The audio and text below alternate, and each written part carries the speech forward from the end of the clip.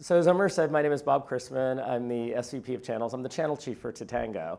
Just to give you a little bit of background on myself, I've been Channel Chief at several companies, large, small, and in between size. I've been working in channels and partnerships for 15 plus years now. So I'm really giving this presentation from the perspective of a channel chief as somebody that could really utilize the power in Tatango and talk with you a little bit about how you might be able to do that if you have channels and partners that you're working with. So that's kind of the perspective I come from as a channel expert and professional, if you will. So what we're going to cover today is talk a little bit about partner go-to-market models, just to make sure we're all, when we say channels and partners, we all mean the same thing, because it's one of those terms that's used very loosely, and it can mean different things to different people. So we'll kind of ground ourselves, make sure we're all talking the same thing. Then we'll talk a little bit about how we can introduce customer success to your partners and why this is an important thing to do. And then finally talk a little bit about how Tatango can help you to do this. And then I have one of our partners that's here to talk with you about it from a partner perspective. So you're going to get both the perspective of a channel chief and of a partner and how we can all benefit from this and serve our customers better as a result. So with that, let's talk a little bit about go-to-market models, and again, just kind of ground ourselves and make sure when we're talking about a partner go-to-market model, we're talking about the same thing. So first of all, when I say go-to-market, meaning how do you take your product and take it to market out to potential customers and sell it and implement it and go from there. In a direct model, you as the enterprise or the vendor are selling directly to the customer. You have salespeople, they're on salary with you, you pay them a commission, they go and they take whatever it is you have to sell and they're going out there and talking to prospects about it and hopefully selling and closing the deal. So when you have that model, you have a direct relationship from you to the prospect and when the prospect becomes a customer. You've got straight line of sight. And if you're using Tatango, you have sight beyond that as well. But you have this direct relationship with your customer. In a channel model, it's a little bit different. In a channel model, you as the enterprise or the vendor are working with partners who then are going and selling whatever it is you have to sell on your behalf to the end customer, right? So they're going and they're taking this out. And the reason you do this is channels give you scale, right? So rather than hiring hundreds and hundreds of salespeople, you go out and find some of the right partners, and they might have hundreds and hundreds of salespeople that allow you to amplify the market you're going out to. You might want to work with partners because they have specific vertical expertise. They know something about financial services or whatever vertical it might be that you don't. You might want to expand in other parts of the world where you don't have people landed yet. Maybe you're going to go to Europe. Maybe you want to go to Asia if you're based in North America, and partners can go and help you do that too. They can help you in a ton of different ways. I'm very passionate and believe in the model. I've been doing it for a long time, but they really allow companies to expand quite rapidly, which is a good thing. But again, it kind of puts you one step further removed from the customer. Now, the other thing you got to think about when we're talking about partners, there's many different types of partners and many different types of business models. So you can't just say partner and just kind of paint a broad brush stroke. There's all kinds of different partners out there. So we have solution providers. When I think of a solution provider, that's somebody that, generally speaking, will go and sell something on your behalf. But they're not just selling the software, they're adding a lot of value then too. They're going to help with the implementation. They're going to bring strategy involved. So as, Ross will tell you a little bit about a bit. With ValueWise, his company, they have deep, deep expertise, not only in Tatango, but in customer success. So they can really help you if you're trying to figure out, how do I set up this practice? How do I optimize what we're doing? They can help you with that as well as the software. So they bring a lot of value to the table that way. And that to me is a solution provider. System integrator, some of the big ones you might have heard of before, Accenture, Deloitte, those types of guys, they're the system integrators. They generally don't sell the software directly, but they're an influencer, right? They're talking to these different companies and talking about how you can take technology A with technology B with technology C and bring it together into a bigger solution. And that's still true in the cloud world. Those guys still make a lot of money going out there and stitching these things together. But again, they're going to have that direct relationship with the customer. Resellers is kind of a model that's, I would say, fading a little bit, but that's where you're just going, you're selling the software and you're moving on, or selling whatever and moving on to the next thing. You kind of don't care a whole lot. That doesn't work as well in this recurring revenue model world, but those partners still exist and have done very well over the years. And then you've got ISVs. So ISVs, generally speaking, have their own technology that's packaged up, if you will. And when you combine it with your technology or with what you're selling, it creates a solution. So then they will go out there oftentimes and sell your technology along with theirs on your behalf, and again, have that relationship with the customer. So there's these different flavors of partners that are out there, and it's important to understand how they work, what their business model is, how they make money at the end of the day. Because if you understand how they make money, you're going to understand really what they care about and how they kind of view the world, if you will. So really important to understand that. But again, one size doesn't fit all when we talk about partners. So you got to really kind of break it down a little bit to the different business models and what they go and what their expertise is. So that adds a little complexity to this whole thing when you're approaching it from a customer success standpoint, because there's these different types of models you got to figure out how to navigate. Now, the other thing that adds a little bit of complexity to this is, according to TSIA, and I believe Gartner backs this up as well, 75% of technology revenue goes through channels and partners, 75%. So the vast majority of what's sold by companies like all of yours out there is actually going through partners. So kind of the question this puts out there, the thing to think about that this puts out there is, if you're doing customer success, if you're leading a customer success team and you're only doing it for your direct business, you're just scratching the surface. You're only really helping 25% of your customers. And obviously the percentage can vary a little bit depending on your company. But if you're not thinking about how you take customer success and work with your partners to take it through to the end customer, chances are you're missing a big, big, big chunk of your customer base. And that's not a good thing. So how do we think we're doing as an industry, if you will? So again, if you believe TSIA and some of the different people out there, not so good. So the statistics show that people that have adopted customer success, and we know customer success is a newer thing, but for those that have adopted it, very few actually go and enable their channel to do it. In fact, if we talk about getting started and some of the basic things you can do, talking about enablement, less than 30%, so a really small number of those that are doing customer success are sharing that, how to do it with their channel, with their partners. But for that 30%, or the percent that does, the group that do, their growth is 2x higher than those that don't. So it seems like this is kind of a no-brainer. Like, why wouldn't you go and share what you're doing with customer success with your partners? So that's what we want to talk a little bit about, how you can do that. So generally speaking, as a starting point, enablement. You have a way that you're doing customer success. You have a practice set up. You have a strategy, hopefully. If not, Ross can help you with that. But assuming that you're doing that, you should go and share this with your business partners so they can be doing the same thing. So your end customer, regardless of whether you sold to them directly or through a channel, is going to have a similar experience, is going to have a similar way that you're able to interact with them. So do that enablement. We do it already in channels. We enable our partners how to sell. The first thing when we started working with ValueWise, we bring them in and we show them, let's go and show you how to sell to Tango. How do you message the product? How do you give the demo? What are the steps that we go through? We show them how to do marketing. We do co-marketing together and that type of stuff. But we haven't really, most companies haven't cracked that. Let's share how we do customer success together. So that'd be the first piece of advice I would have for you, is talk with your channel partners about customer success and how you do it. And not only will you be helping them with your business, but most of these partners do business with multiple different companies. You're going to be helping them with their whole portfolio business, and it's going to increase the loyalty they have to you versus the other guys when you can help them be more successful in general. So not just with your own offering, but in general, and that's going to be good for you. This is kind of the rising tides, float all boats higher.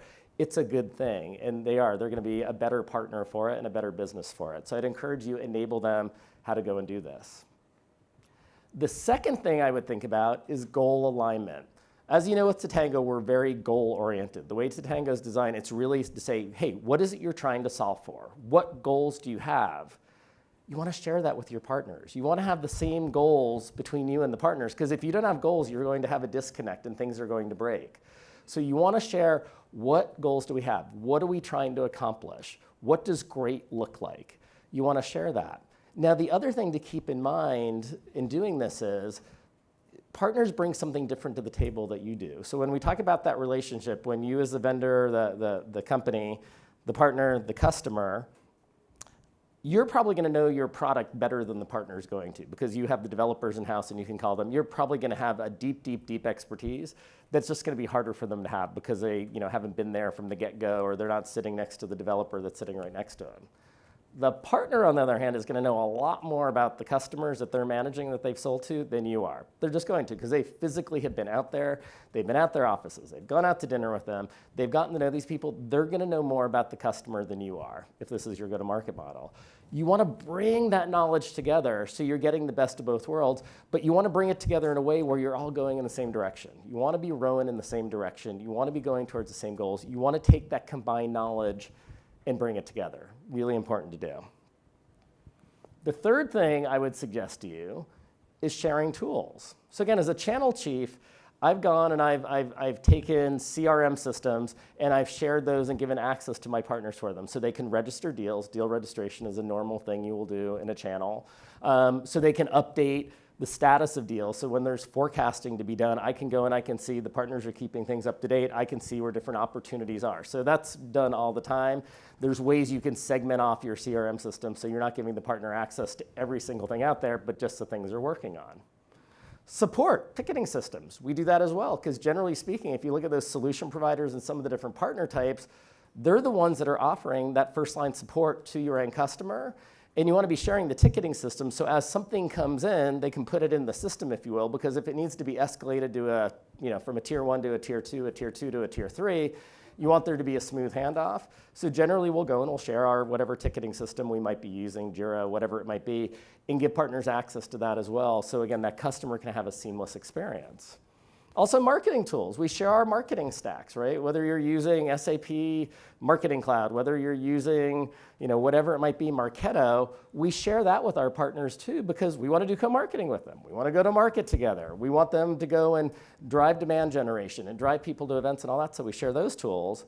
But really, very few people have gone and shared their customer success platforms with the partners. And again, I would argue, in a recurring revenue world, that's probably the most important tool to share.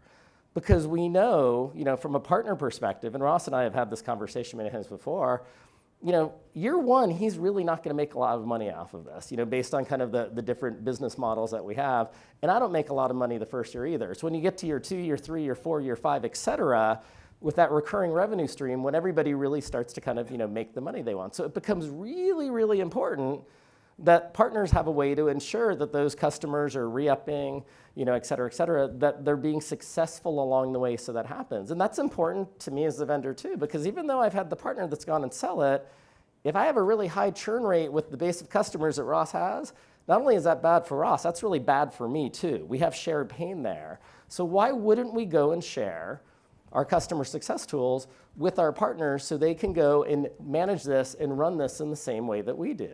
Seems like an obvious thing to do. So the good news is, more specifically, is we can help. Tatango has functionality built into it already where you can go and you can work with your partners and your channels so they can be equally successful with customer success as you are. So let me pause for a second. So how many of you have partners or different channels that your companies use? So everybody here. Okay, that would make sense since you came to the session. If you just had a direct model, this probably wouldn't be that interesting. Let me just get a sense, what types of partners do you have? So what types of partners do you guys work with? Based on kind of the definitions I put up there. A lot of resellers. A lot of resellers? Okay, so they go, they sell on your behalf, they move on. Okay. So yeah, and generally that's a very, if you look at any big, small, medium companies, you generally have some mix. We have ISVs at Tatango, we have solution providers, we have those different models as well. What about you all back there? Me? Yep. Mostly VARs, so value-added resellers. Okay, I kind of call them solution providers. So yeah, people call them different things. VAR, value-added reseller, different terms have evolved over time. But okay, so you work with them a lot, okay? You guys back there?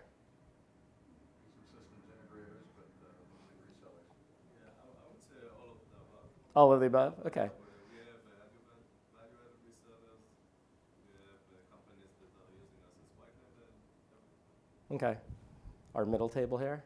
Well, yeah, lots of value-added resellers for sure, and we also have solution providers. They Okay. on top of our solutions. Okay, great. So different types. And to be fair to these models that I put out there, they're blurring together, right? I mean, one of the things that I've seen since I've been doing this for longer than I'd like to admit is it used to be like these very discrete models, and the models are coming together. You have some SIs now. Accenture will actually go and resell software sometimes. They never used to do that. They do that now. So the models are kind of blurring together in different ways, and that's how markets evolve, so not surprising. So okay, so this is good. So all of us, the way I defined it and talked about it kind of makes sense to you. You have partners that fit in those categories. Now, the next question I want to ask is, how many of you are sharing how you do customer success with your channels, with your partners? Let's see hands. Anyone? I see like two kind ofs. Kind of? Kind of, we've been working with a value-added distributor, another layer. A disti, right? Yeah, I didn't talk about distributors, right? One quick question there is actually, there are like sensitive data like usage and that. How do you share that with the partners? Do you share everything? Like, That's a fine question. It is an excellent segue. I'm going to bring Omer up here. So Omer, come on up. Perfect. This was like a plan. I could not have done this better. So what we want to do now is talk with you a little bit about how Tatango can help you do this. And one of the questions people have is, well, gosh, if I take this information out to them, how do I control what goes out or doesn't go out? So what we're going to do is take you through 3 easy ways you can really integrate customer success with your channel. And we can talk about some of the bumpers, if you will, that are there, curbs on the road, I guess, to make sure they're seeing the information they need, but not too much. So the first area to talk about, so there's 3, is bring your partners into Tatango utilizing team functionality. So before I asked Omer to go on this, how many of you know about team functionality in Tatango? Okay, so only 2 of you. So Omer, let's talk a little bit about how could team functionality help getting Tatango out to your partners, getting them to think about customer success. Okay, and just 1 second before that, and I want to make sure I also answer your question. The 2 things that we thought about when we designed a solution like this. One is enablement. What are the things that we need to do in order to enable your partners to actually execute customer success?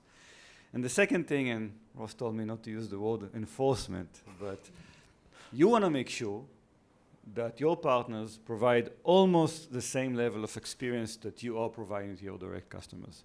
I mean, the relationship will fail if you have partners that cannot up their game, that cannot provide the level of experience that you want your customers to have. If I'm one of your partners and I'm not able to drive them into the right processes or explain about the right functionality the way that you want me to be, that's a problem also for you. So we want to make sure that we're not only enabling the partners, we want to make sure that you have a way to also see how do they perform, how do their customers are actually using your product and work with that. So the first thing we've actually introduced that wasn't just for partners, of course, it's also to support multiple complex organization is the notion of teams. And if you can go into teams now, teams enables you to actually create almost a different version of Tatango for a specific group of people. Now, those people can be internal. You heard SAP in the keynote before. They have 11 line of businesses. I think it's about 150 different business teams. 200, I'm sorry, so I'm actually out of date. I'm thinking these guys are from SAP. Yeah. So what it gives you is the ability to really configure Tatango to present different things for different teams. Because if I'm running an enterprise team versus a mid-market team, I'm going to have access to different accounts. I want to have access to different processes, different KPIs, different thresholds, different health scores. So what Tatango enables you to do is to build templates, copy those to teams, but configure each one of the teams to look differently. In terms of partners, the best practice is actually to create teams for partners. And when I create a team, combining that with our role-based access control, you can really control what you want to show them. So first you control the access to the set of accounts. This partner obviously has access only for those type of accounts. The second thing is for functionality. I want them to have access, but I don't want them to create new processes, for example. And the third one is also the specific data. These are the attributes. Do I want to show them usage? I personally want to show them usage, but again, sensitive information, you can decide these attributes are exposed to that team and these attributes are not. So it really provides you with a full flexibility to provide access to your partners that they can know everything that you allow them about your customers as well. Right. So without that, they're actually flying blind, right? Why not use the same tools that you're actually using in order to make sure that customer success is being executed properly? And I think we would say a best practice would be you would want to share the usage information or have that available to them, so you're really getting that full view of what's going on with the customer. But obviously there could be, you know, some sensitivities in your organization. Sharing something's better than not sharing anything at all. Again, our point of view is obviously as much data as you can share with your partners, they'll be more successful. But this has the flexibility to really fine tune it and say, even for specific type of partners, you can say for those partners they can see everything, but region based. Some country have different rules, and you can actually expose this. You probably know about. So the full flexibility, really, whatever I need in order to provide visibility to my partners, team and our role-based access control enables you to do that. I think we have another screenshot here. There you go. The second thing is also for you. So teams enable you to provide access to your partners to use Tango, and some of our customers are actually doing that. But even if you don't provide them access, you want to understand how they're actually doing, right? If I have a partner that is managing X number of accounts, I want to understand the status. I want to understand if they're actually getting the results, and I want to understand even a health score, combined health score for the partner itself. So using this mechanism with the hierarchy model, basically what you can say, show me all partner accounts, or show me a specific partner, their accounts, and really work with them, understand you have 2 green customers and 2 red customers. Your health score right now is that. What are we doing together in order to do that? Now, as a channel chief, why this would be really powerful for me, and why this is something we're doing at Tatango is, now we have a small number of partners, but when I was at Microsoft and we had 100,000 partners, if I would have been able to go and look at my portfolio of partners like this, what this would do as a channel chief, if I had a bigger base, is I could kind of go, okay, from an enablement standpoint, I really see some problem areas here. I need to go and really drive enablement with partners on area X based on what I'm seeing here. So again, this could be used in a lot of different ways. It could help me figure out what marketing campaigns might be more useful or not. So as a channel chief, this would be really, really powerful for me and really give me kind of that direction that's needed. So when I put that hat on, I go, wow, score. Okay? Yep. Where's the data coming from for that? Like Salesforce data? If you got partner tapped into Salesforce, how are you feeding The data to Tango? Yeah. Well, again, it depends on what type of data, right? If it's how companies or our customers are using our product, it's actually to your products as well. The other way is connecting to any data system that you share with your partners. Bob spoke about if you share the CRM and they have the business information there, we take it from there. If they have their own CRM or just files, we can take it from anything else. So it really depends where you have this information, whether at your systems or their systems, and we can connect to all. Right. Second thing you can do within Tatango is coordinate through partner communications with campaigns. Let's talk a little bit of how that works. Yeah, and I mentioned before, again, providing them with the same level of experience as much as we can. So think about what Shelby spoke before, sending even the first welcome email, right? There's a messaging that you want to be able to control. So one of the best practices would be is we can send campaigns on behalf of the partners. For example, it could be branded completely to ValueEyes. It will look like as ValueEyes is sending the campaign to their customers, but we are the one that are actually deciding on the message. So every communication that you're doing in one-to-many programs with your customers, I think you should actually also provide that to your partners as well, fully branded if needed to the partners. One of the great examples we see a lot of value with our customers is what we call a success beat, which think of it like a weekly or a monthly email sent to your customers and telling them how they're using your system, the value that they're getting. I think if people are using a support system, they're probably getting once a month a report of saying this is the number of tickets you had, this is the number of tickets you closed, that's your agent productivity ratio, you can improve like that. So those are things that you should probably do with your direct customers, but definitely make sure that you enable your partners to do that. And we don't want them to invent the wheel. We have the mechanism. We can brand everything. It's going to look like as the partner send it, but with the data from Tatango. So it really enables you to control the message or define the message together with your partners and making sure that the experience is kept at the level that you want it to be. Right, and again, when I put my channel chief hat on, one of the things that's so key with partners is to make things easy for them. Because at the end of the day, again, partners do business with different vendors. If you make it easier than the next guy, they're going to do more business with you than the other. So when you can use this campaign functionality and make it easier for them to get this information out, to tie into your messaging, and to provide that consistency as a channel chief, that's a huge, huge thing. It makes my life much easier and allows my partners to be more successful. So as a channel chief, I love that. Finally, number 3, share best practices and methodologies with success blocks. So I think you heard a lot about success blocks this morning. We love success blocks. Our customers love success blocks, and they're really a great way to take best practices and really put that into a methodology and get it out there so everybody's doing the same thing. How does this work with partners, Omar? So I think I can speak hours about it. I think there's a slide about it with. So for me, best practices start with goals. And I have another session about why customer success is complex. When you work with partners about selling your solution, the goals and KPIs are pretty straightforward, right? What's your size of the pipeline? What's your win rate? And how much revenue you generate? Unfortunately, if you're going to have the same level of discussion with partners about customer success and you're going to only look at retention, for example, as Shelby said, it's going to be too late.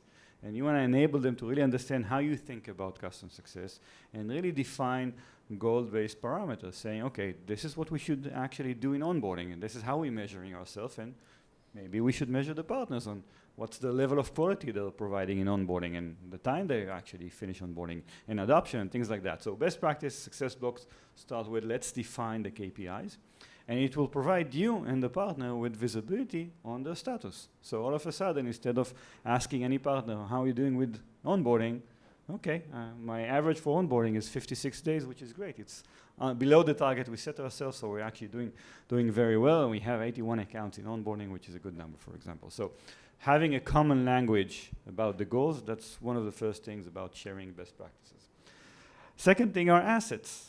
Right? If we know what is the best way to actually provide an onboarding kickoff meeting, let's provide the templates. If we have a specific template for surveys, training, documentation, so everything here is about, okay, these are the assets that you, as a partner, you should use, right? Because we know it's working. We've done it a lot, and let's replicate that instead of inventing the wheel. And the third part in Success Box is obviously the success plays.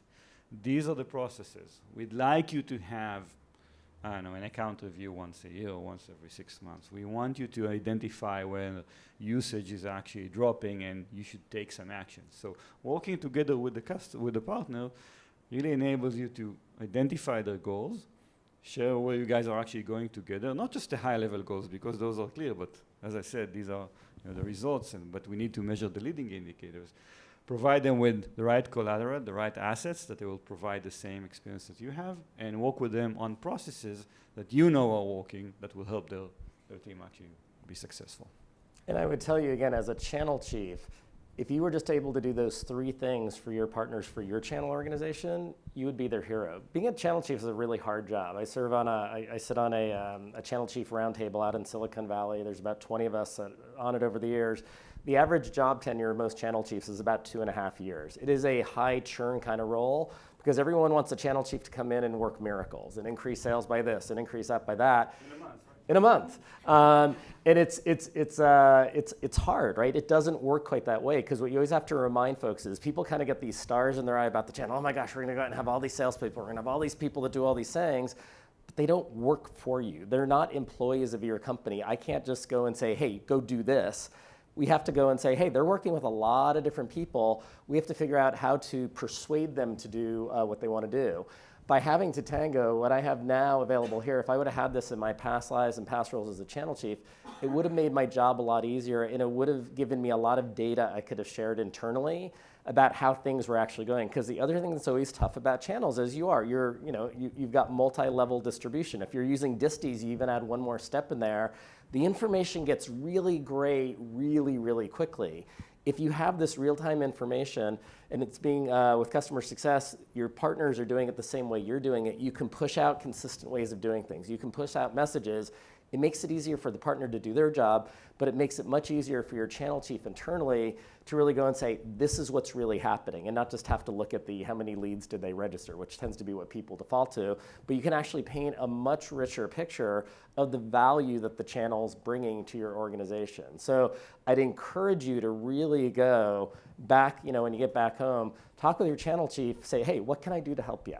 Because channel chief, again, the other thing is we tend to be the redheaded stepchild that kind of gets, we're at the end of the list for, hey, I need some help with, my CRM implementation for partners. Yeah, we'll get to it from the direct We team. love you, Bob.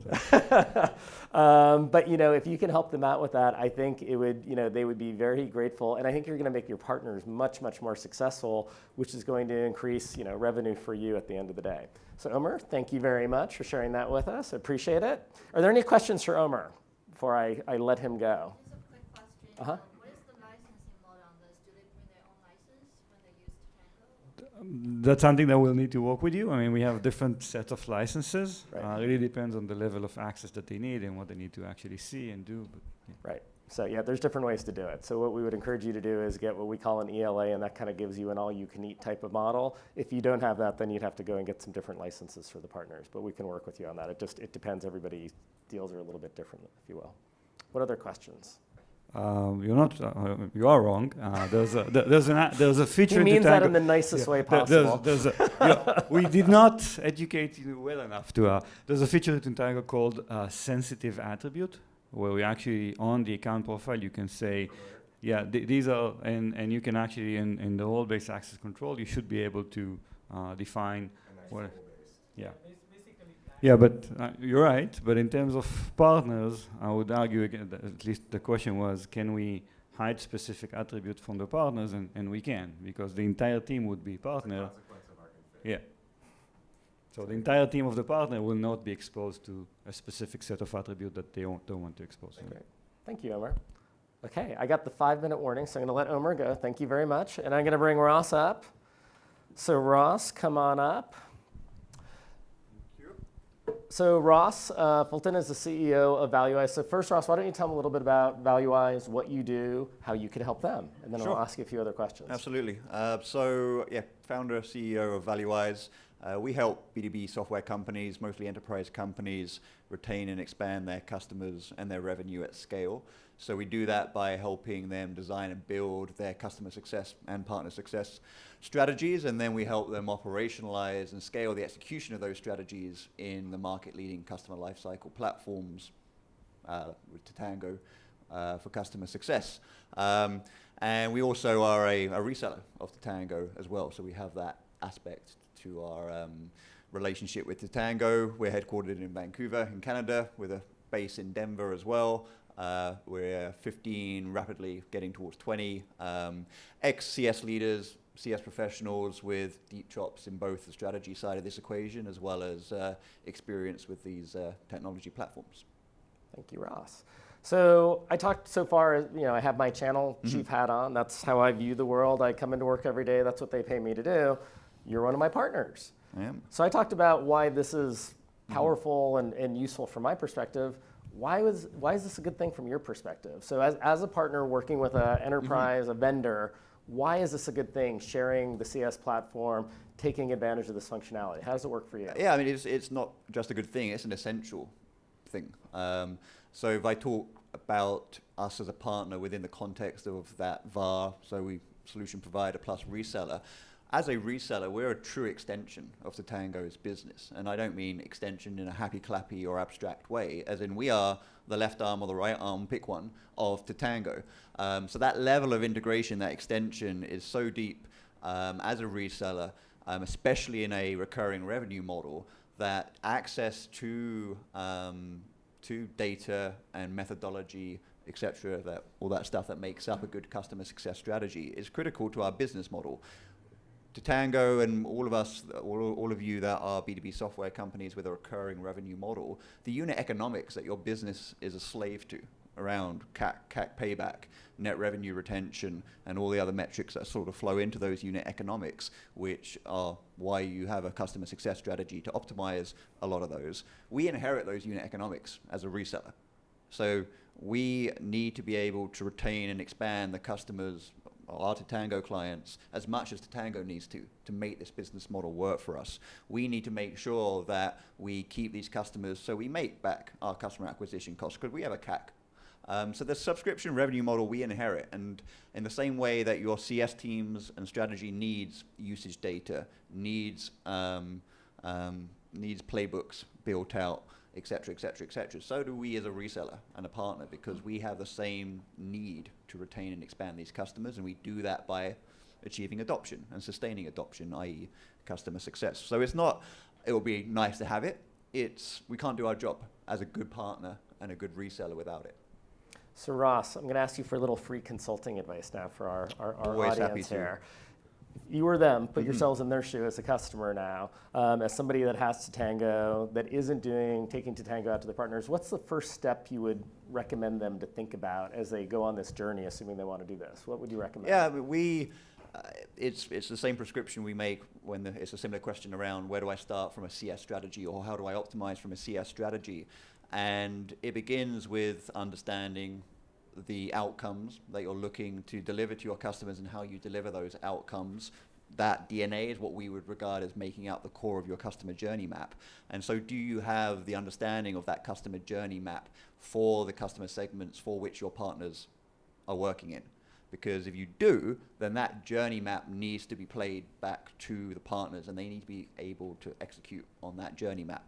So step one is, do we have that journey map? And journey map, very overused term. I'll actually be talking about it in a session later on. But my definition of a journey map around, we have the measurable outcomes defined that cascade throughout the customer lifetime, and we know how to achieve each outcome. Do you have that mapped out for the journeys that your partners are owning on your behalf, as VARs, as solution providers, as maybe indeed ISVs? If you don't define that, map that out. If you do, then you can jump to the next step, which is, educate your partners on that, and just start that enablement process, and then ideally operationalize that through Tatango as well. So Ross, you mentioned you have a session this afternoon. Why don't we give a little plug for your session? Sure. So tell them what it's about and when it is. So the title of it is Kickstarting Onboarding in the Sales Process. The essence of that isn't going to be a bunch of kind of tactical motions around, well, use this form, do this, do this. It's far more around the pre-sales. Does anyone not have a pre-sales organization, a pre-sales team, solution consulting? You might call them sales engineering in their company, kind of some sort of function like that. It's the criticality of that pre-sales motion and how we apply that within our CS strategy that I'll be talking about. And if we can do that successfully, we can actually kickstart onboarding pre-sale, and defining onboarding as being achievement of that first value, and the criticality of doing that as quickly as possible. How our revenue models as recurring revenue companies require that to be done as quickly as possible, and therefore how we can really kickstart that process pre-sale to make sure that value is realized as soon as possible. So go check out the session this afternoon if you're not signed up for it already. Ross, thank you very much. I appreciate it. I believe we're about out of time, and I think I'm standing between you and lunch, so I don't want to stand between you and lunch, because that's generally not a good thing. Thank you very much for coming and learning a little bit more about this. Let us know how we can help you, right? We want you to be successful. You're our customers. We want you to be successful. Let us know how we can help. Let Ross know how he can help you. They have a ton of experience. ValueWise, we've gone out and we don't sign up just anybody. We find people that have deep customer success expertise. Ross and his team have that and can be really helpful. So I'd encourage you to talk with him as well. I'm going to break the session, let you go for lunch. But if you do have any additional questions for Omer, myself, or Ross, we'd be happy to answer them. So thank you very much and have a great rest of your day. Thank you.